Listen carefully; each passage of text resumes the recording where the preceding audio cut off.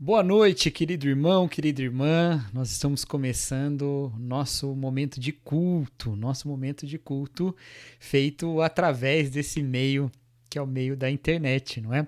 Nós estamos respeitando o cuidado com a nossa saúde, com a saúde dos nossos irmãos, com a saúde do próximo, não é? Respeitando assim esse período de distanciamento, mas estamos tomando também as medidas para manter nosso crescimento, nosso fortalecimento espiritual. Então, eu quero incentivar os irmãos a buscarem uma devoção particular, uma rotina de oração, uma rotina de leitura bíblica. E nós, como igreja, temos feito algumas medidas nisso, né? Nós temos fornecido roteiros para culto doméstico, nós temos feito nossas reuniões de oração às sextas-feiras e temos também feito EBD no domingo de manhã, e agora nós começamos a fazer também esses momentos de culto online, em que através aqui desse vídeo e dos vídeos das próximas semanas, nós estaremos nos incentivando a ter um momento de adoração a Deus e reflexão na palavra do Senhor. Então é bom que nós estejamos juntos nesse momento aqui. Queridos, eu quero começar esse período com uma oração. Eu vou orar, você abaixa sua cabeça, fala com Deus também. Vamos orar, vamos falar com o nosso Senhor e vamos assim iniciar esse período, preparar o nosso coração e a nossa mente para esse momento de culto. Oremos. Senhor nosso Deus, que em cada lar neste momento, ó Pai, em cada lugar onde o Senhor estiver sendo entronizado, ó Pai, que o Senhor estiver sendo buscado, que em cada um desses lugares a sua graça, ó Pai, esteja derramada sobre cada um dos que está acompanhando esse momento de oração e esse culto, ó Deus. Que sejamos edificados, fortalecidos, abençoados pelo seu poder. Essa é a nossa oração em nome de Jesus Cristo. Amém. Queridos, eu quero ler um trechinho da Bíblia para nos inspirar nesse momento de adoração. Romanos capítulo 5, esse texto tão famoso, diz assim: portanto, uma vez que pela fé fomos declarados justos, temos paz com Deus, por causa daquilo que Jesus Cristo, nosso Senhor, fez por nós. Foi por meio da fé que Cristo nos concedeu essa graça, que agora desfrutamos com segurança e alegria, pois temos a esperança de participar da glória de Deus. Também nos alegramos ao enfrentar dificuldades e provações, pois sabemos que contribuem para desenvolvermos perseverança, e a perseverança produz caráter aprovado, e o caráter aprovado fortalece nossa esperança, e essa esperança não nos decepcionará, pois sabemos quanto Deus nos ama, uma vez que Ele nos deu o Espírito Santo para encher o coração com seu amor. Esse texto fala que porque temos paz com Deus, paz que está assegurada pelo sacrifício de Jesus na cruz, pela fé, a fé que nós recebemos essa obra de Jesus, por isso, pela paz que nós temos a partir disso, nós enfrentamos as dificuldades e as provações com alegria. Então eu quero convidar os irmãos a cantarem junto conosco essa canção que diz que nós temos paz em Jesus e que essa paz de Jesus Cristo nos mova nesses dias de tribulação.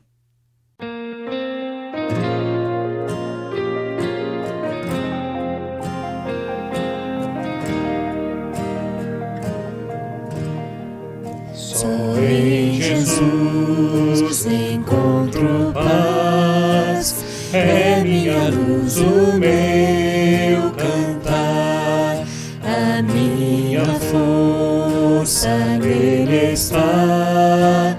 Na tempestade eu tenho paz, que grande amor, que grande paz, o meu temor embora vai, meu Redentor é tudo em amor de Deus estou. Só em Jesus que veio a nós, como um cordeiro se entregar, mostrou amor e retidão, morrendo por amor a nós. Na rude cruz onde morreu, Jesus cumpriu o amor de Deus e lá levou o meu pecado. Posso em Cristo livre estar.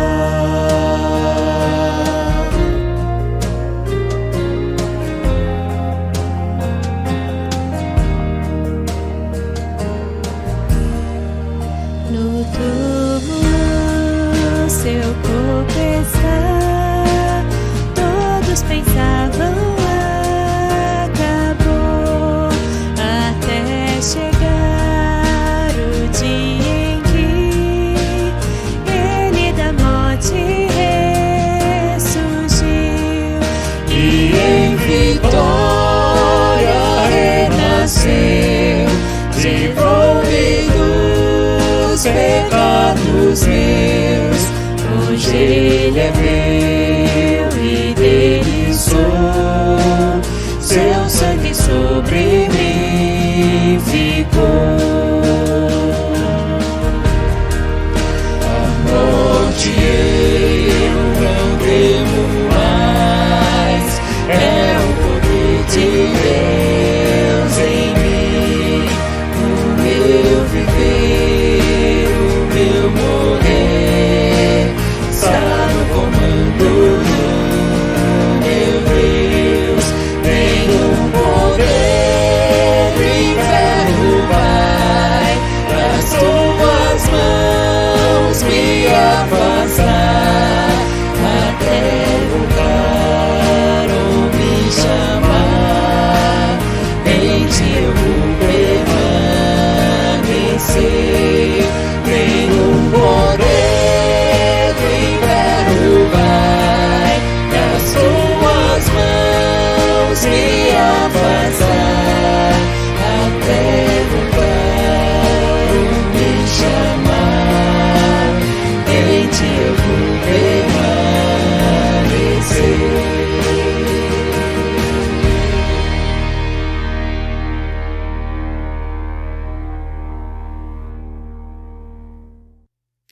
Nesse momento, irmãos, nós vamos para nosso período de reflexão na Palavra de Deus. E eu pensei que nesses nossos cultos online nós poderíamos refletir sobre a história registrada no livro de Daniel. Por que o livro de Daniel para esse momento em que nós estamos presentes? Bom, primeiro porque o livro de Daniel fala sobre um período da história de Israel conhecido como exílio. O exílio é esse período em que o povo de Deus foi levado cativo para a Babilônia.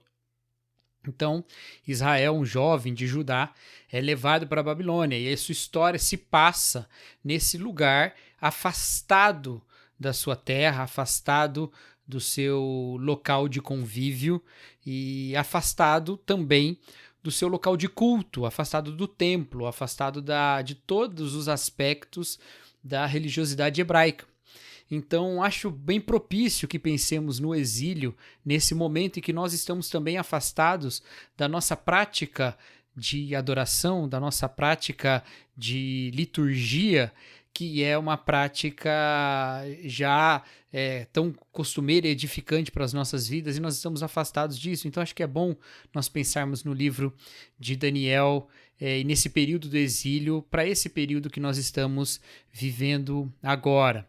É claro que eu não quero com isso fazer uma comparação entre o templo hebraico e o nosso local de culto, não é a mesma coisa, né? Mas até nisso, o livro de Daniel nos ensina algumas coisas importantes sobre a presença de Deus no meio do povo, distante da sua prática de culto costumeira. Então nós vamos aprender isso a partir do livro de Daniel. Mas tem mais um motivo pelo qual eu acredito que o livro de Daniel é importante para esse momento. Há outros livros que falam do período do exílio na Escritura, mas Daniel, ele nos fala de maneira bem concisa e com histórias muito vívidas sobre uma verdade que é uma verdade bíblica profunda e presente na Escritura de capa a capa, que é a verdade que Deus reina. Deus reina.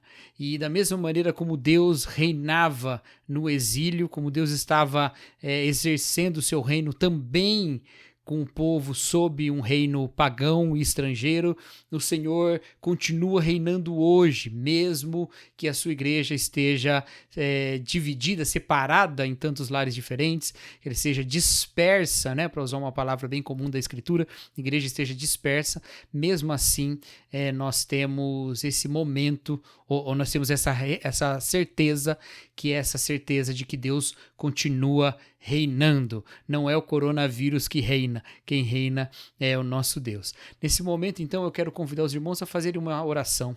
Nós vamos orar pedindo que o Senhor fale aos nossos corações a partir da sua Escritura e que possamos crescer nela e assim estar prontos, também aptos para desenvolver o ministério de Deus nesse período tão diferente, não é? Mas no qual o Senhor continua reinando. Oremos. Senhor, nosso Deus e nosso Rei, nós declaramos como teu povo, ó Pai, que o Senhor reina sobre as nossas vidas, o Senhor reina sobre as circunstâncias, o Senhor reina sobre todo mundo. Há muitos aspectos da vida que nós não entendemos, ó Pai, mas nós submetemos a nossa ignorância, a nossa perplexidade, à tua sabedoria e ao teu conhecimento. Sabemos que o Senhor conduz todas as coisas e pedimos, ó Deus, que a partir da sabedoria revelada nas tuas escrituras, ó Pai, o Senhor conduza a nossa vida, o nosso coração e a nossa mente. Que a partir de hoje, ó Deus, a partir dessa reflexão bíblica, nós possamos crescer saudáveis, ó Deus, enraizados na palavra do Senhor. Essa é a nossa oração, em nome de Jesus Cristo. Amém. Queridos, vamos então abrir as nossas Bíblias em Daniel, capítulo 1, né? Será nossa primeira mensagem aí na série em Daniel. Então vamos começar a ler Daniel 1, do versículo 1. Daniel 1, 1.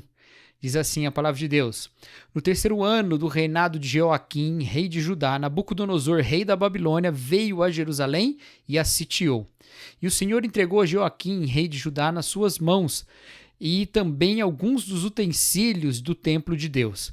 Ele levou os utensílios para o templo do seu Deus, na terra de Sinear, e os colocou na casa do tesouro do seu Deus.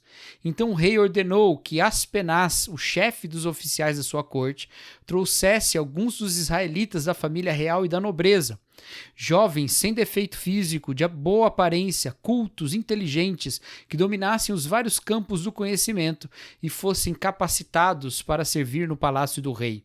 Ele devia ensinar-lhe a língua e a literatura dos babilônicos. O rei designou-lhes uma porção diária de comida e de vinho da própria mesa do rei. Eles receberiam um treinamento durante 3 anos e depois disso passariam a servir o rei. Entre esses estavam alguns que vieram de Judá: Daniel, Ananias, Misael e Azarias. O chefe dos oficiais deu-lhes novos nomes. A Daniel deu o nome de Beltesazar, a Ananias, Sadraque, a Misael, Mesaque e a Azarias, Abdenego. Daniel, contudo, decidiu não se tornar impuro com a comida e com o vinho do rei, e pediu ao chefe dos oficiais permissão para se abster deles.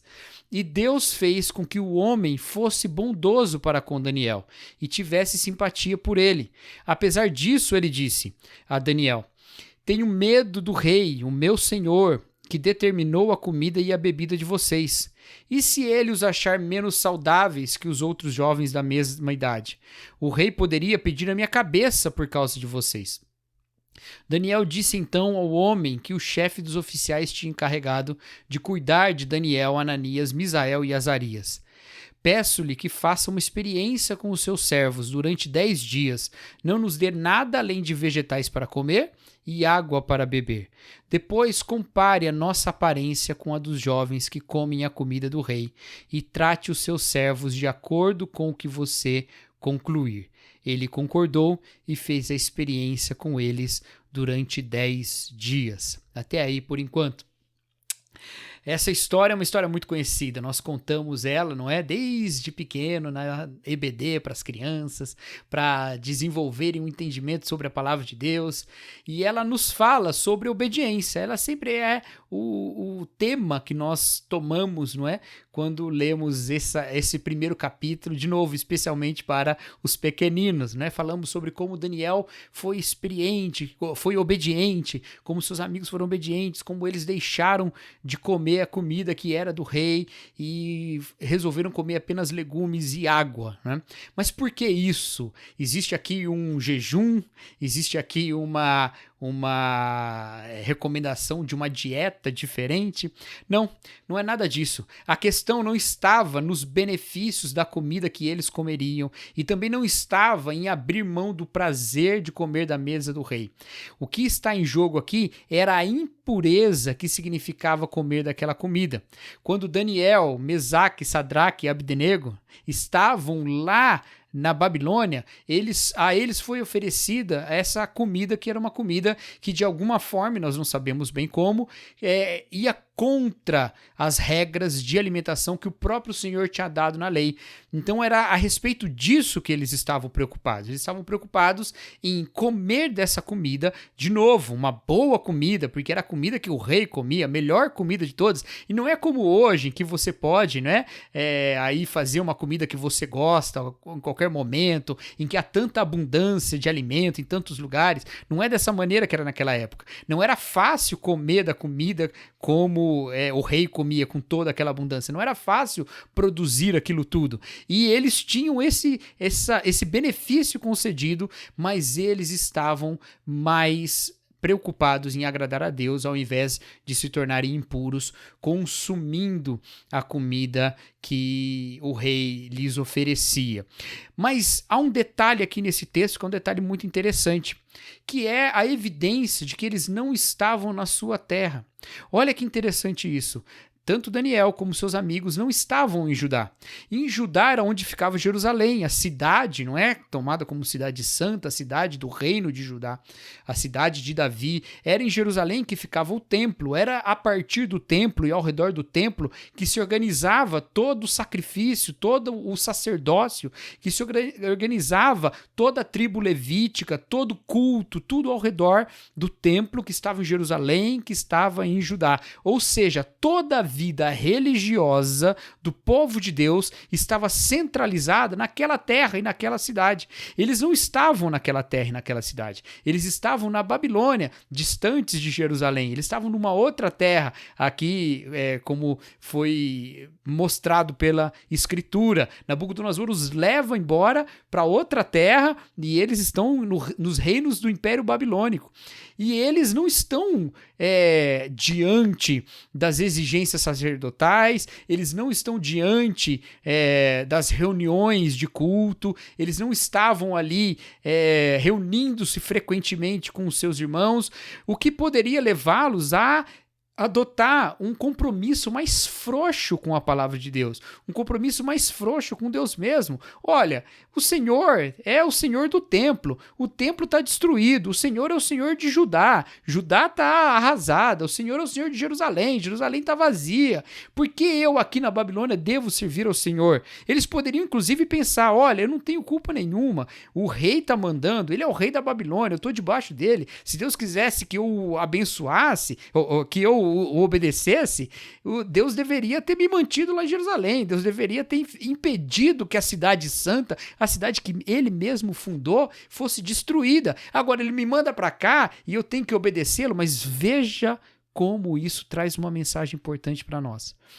Porque a fidelidade de Daniel não estava centralizada na questão do templo ou na questão das práticas religiosas. Daniel era fiel a Deus. Deus não está preso no templo. Deus não está preso nas nossas práticas religiosas. Deus não fala só quando o pastor fala. Deus não está só na reunião. Deus está em todo lugar. Deus está na Babilônia. Deus está onde nós achamos que Ele não está. Ele está no deserto, Ele está no mar, Ele está em todo lugar. E em todo lugar nós dizemos que Deus reina. Em todo lugar a nossa fidelidade é a fidelidade única e exclusivamente a Deus. Não aos reis desse mundo, não aos poderes desse mundo, mas a Deus. Se nós pensamos e queremos acreditar que o Senhor reina sobre o caos, sobre o mal, sobre a tragédia, nós precisamos entender que Deus reina sobre nós. Veja só, Daniel estava numa situação ruim. Ele estava debaixo de um domínio de um povo estrangeiro. E ele estava debaixo de um reino de um povo estrangeiro. Não seria absurdo pessoas olharem naquela situação e dizerem assim, olha, Deus não reina não. Deus sequer existe, né? Poderiam dizer, olha, Deus, quem é esse Deus? Né? Que um rei estrangeiro foi lá, entrou no templo dele, roubou tudo que é dele, trouxe embora. Que Deus é esse? E poderia pensar assim, mas ninguém gostaria de pensar assim. Ninguém gosta de olhar para a vida, ver as tragédias da vida e pensar assim, olha, acho que não tem esperança nenhuma.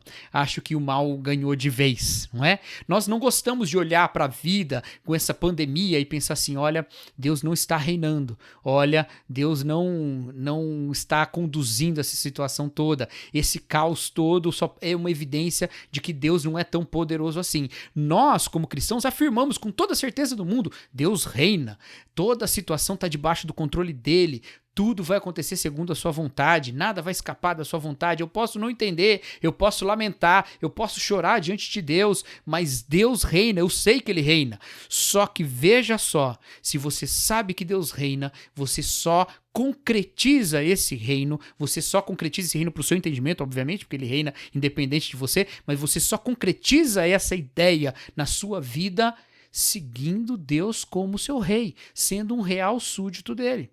Se você olha para a vida toda, vê todas as tragédias acontecendo e fala, não, eu sei que Deus reina, mas na sua vida Ele não reina. Se você olha para todo esse mal e você vive a sua vida como se Deus não fosse o seu Senhor, você vive seguindo o seu próprio coração ao invés de servir o Deus que reina, você pode estar repetindo essas palavras vazias, porque no fundo do seu coração, você não acredita que Deus reina. E aí não é de estranhar que diante de toda a situação, você vai encontrar até o desespero, porque você não está experimentando o fato de que Deus reina nem na sua vida. Você não está buscando Deus como um Deus que reina. Você fala isso como se fosse uma palavra mágica, mas não é um compromisso do seu coração. Entende, querido? Então o meu desafio, o meu apelo aqui hoje é que nós nos voltemos para o bom reinado de Deus no meio do momento em que parece que o mal está reinando. Voltemos para o bom reinado de Deus. E como é que nós fazemos isso? Primeiro, obedecendo. Se nós obedecemos a Deus, nós sabemos que Deus está reinando. Porque quando nós olhamos para Deus e reconhecemos Deus como rei, nós estamos nos reconhecendo como súditos dele. E súdito obedece e o rei governa. Então a gente obedece a Deus. Obedeça a Deus. Tenha devoção, busque a vontade de Deus. Nós vamos falar mais para frente sobre a devoção de Daniel. Lembra? Ele orava todos os dias, 3 vezes por dia. Quem mandava ele fazer isso? Ninguém, mas ele fazia isso porque ele sabia que Deus reinava também na Babilônia e ele podia buscar a Deus. Então ele buscava. Busque a Deus onde você está. Afaste-se do pecado. Afasta-se do pecado.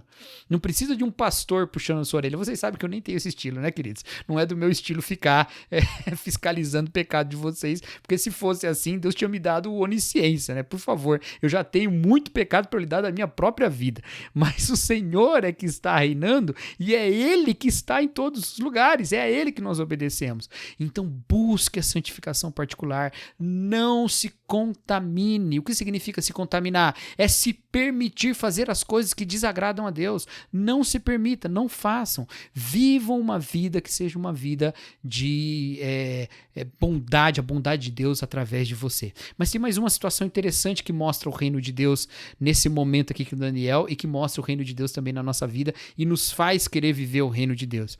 E isso é a forma como Deus reina através do reino da Babilônia. Ele não reina só no povo de Israel, mas ele reina também através do reino da Babilônia. Sabe por quê? Porque ele leva os jovens para lá, não é? E quando eles chegam lá, os jovens, Daniel pede para o chefe lá da guarda, olha, não deixa eu não comer essa comida aí. E o texto diz que Deus moveu o coração da pessoa para que ele tivesse compaixão de Daniel e aceitasse o seu pedido. Quer dizer, Deus estava movendo o coração das lideranças que faziam a vontade do imperador dominante do povo de Deus.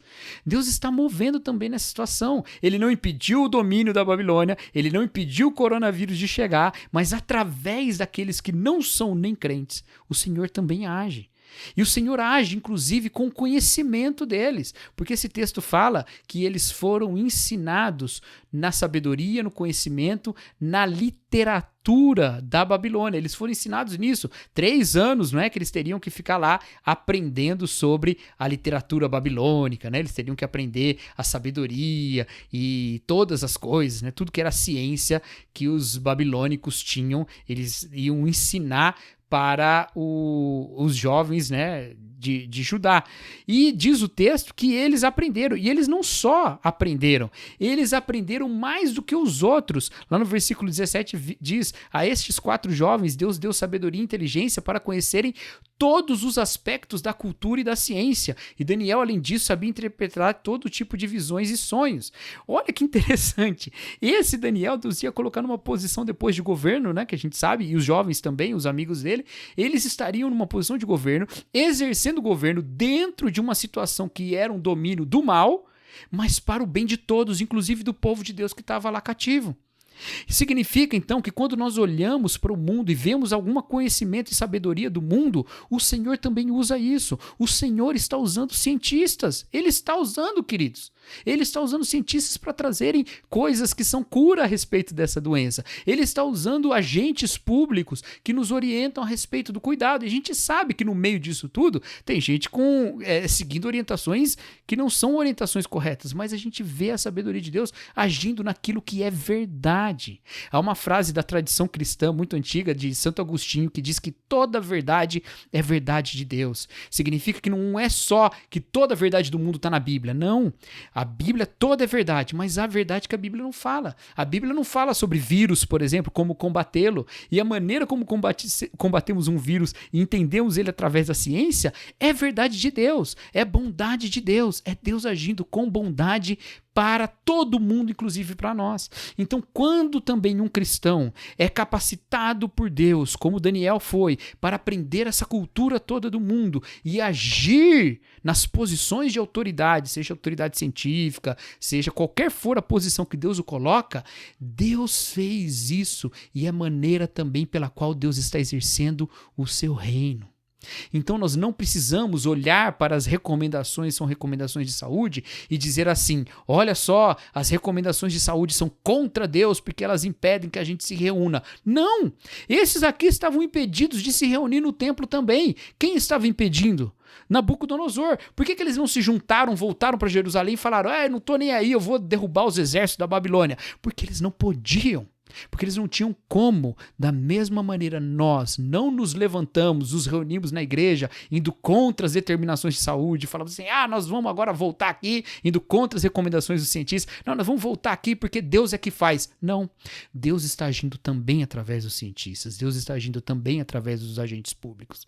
Então nós precisamos compreender essa realidade na qual nós estamos. É por isso que nós, na diretoria da igreja, nos reunimos, né, de maneira virtual, tá bom? Respeitando o isolamento social, mas conversamos e decidimos como igreja que nós não voltaríamos ainda, porque ainda não é o momento.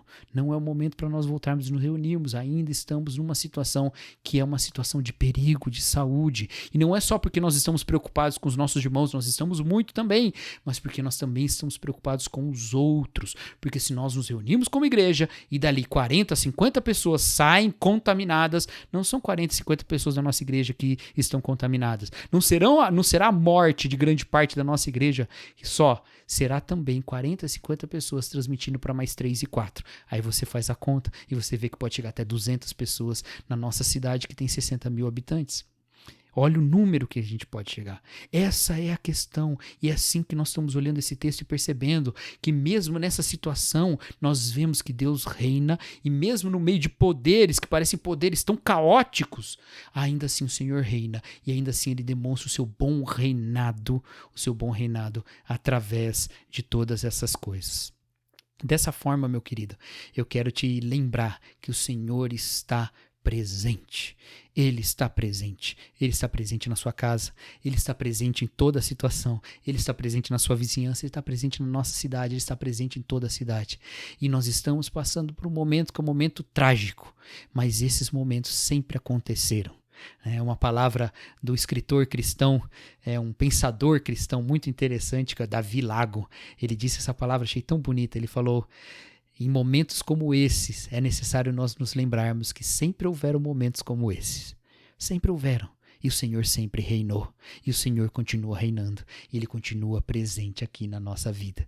Por isso nós podemos ter essa certeza, que é a certeza do salmista no Salmo 139, que onde quer que nós estejamos, o Senhor está. Eu não consigo fugir do Senhor. Não tem como fugir do seu Espírito. Não tem como ir longe demais num lugar onde Deus não está. Porque Ele está em todo lugar. Ele está reinando. Ele está cuidando de nós. E por isso nós seremos e somos obedientes a Ele. Que Deus nos abençoe, que Deus nos abençoe e que possamos viver de maneira fiel a esse reino de Deus. Amém.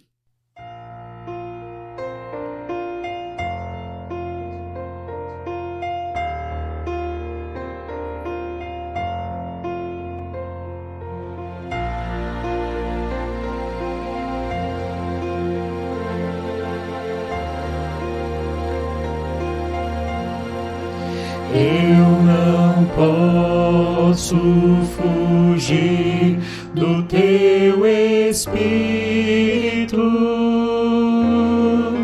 nem ficar distante do teu amor. Se eu subir até o céu, se ao abismo eu descer, sei que ali tu estás. Mesmo se eu tomar as asas da alvorada, tua mão ainda assim me guiará. Mesmo vindo a noite escura, tua luz brilhará e comigo estarás.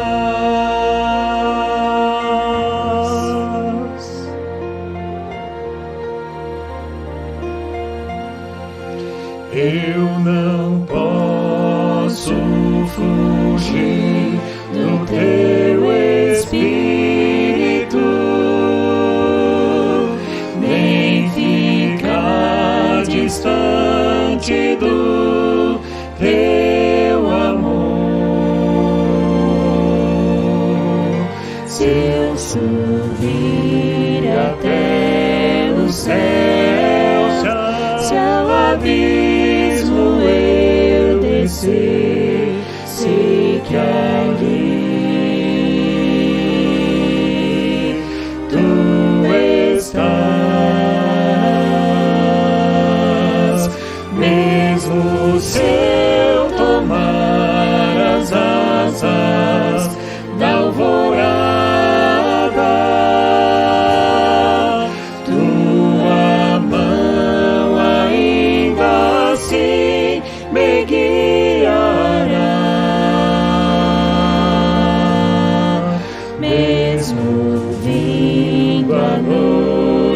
escura, tua luz brilhará e comigo estarás.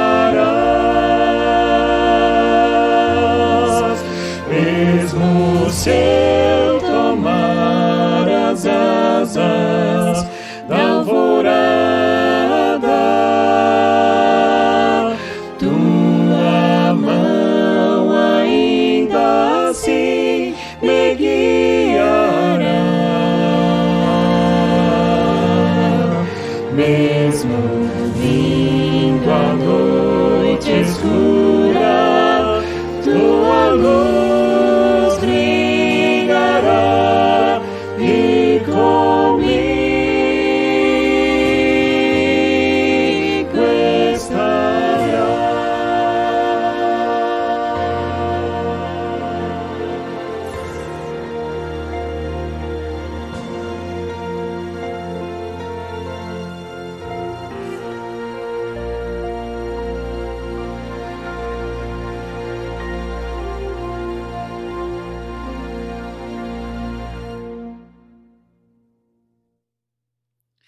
Nós estamos chegando ao fim desse nosso culto, esse nosso culto online. Eu agradeço a todos os que acompanharam, seja aqui no momento em que nós entramos, não é? Ou seja em outro momento. O importante é que você tenha meditado na palavra de Deus, falado com o Senhor e adorado o seu nome. Vamos nos lembrar, o Senhor reina, tá bom? Vamos fazer uma oração, queridos, encerrando esse momento de culto. Senhor nosso Deus, obrigado, Pai, porque apesar da distância e da dispersão que pesam em nosso coração, que nos trazem, ó Deus, algum tipo de ansiedade, ó Pai, nós podemos confiar que o Senhor está conosco, porque o Senhor está em todo lugar, seja em Jerusalém ou seja na Babilônia, ó Pai. Que o Senhor, ó Deus, cuide de nós, que a nossa vida, Deus, seja conduzida no caminho da justiça, para que o seu nome seja honrado em nós, ó Pai. E eu peço a Deus que o Senhor abençoe o nosso país, abençoe o mundo nesse momento de pandemia. Tenha misericórdia de nós, ó Pai, não porque mereçamos, porque nós não merecemos, mas tenha misericórdia de nós, ó Deus, à medida em que confiamos, ó Pai, no teu amor e no teu poder. Essa é a nossa oração, Senhor, clamando que o Senhor nos abençoe para todos esses dias difíceis que enfrentamos e nos fortaleça, ó Deus, para um retorno às nossas atividades normais com ainda mais ímpeto, movidos pelo Teu Espírito. Essa é a nossa oração em nome de Jesus Cristo. Amém.